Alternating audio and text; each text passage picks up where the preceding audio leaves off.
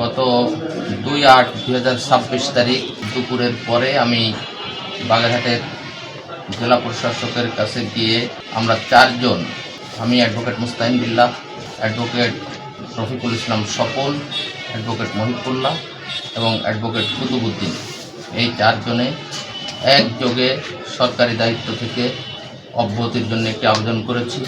বিষয়টি আমাদের জেলা প্রশাসক মহোদয় উনি সদয় বিবেচনার জন্য নিয়েছেন। আমরা যেটা বলেছি সেটা হলো আমাদের ব্যক্তিগত চেম্বারে কাজের ব্যস্ততা, আর আপনারা দেখছেন সকাল থেকে আসছেন, আমার চেম্বারের কাজের ঝামেলা কেমন, যে কারণে আসলে সরকারি দায়িত্ব আমি যথাযথভাবে পালন করতে পারছি না বলেই সেই জায়গা থেকে এই পদত্যাগপত্র দাখিল করেছি।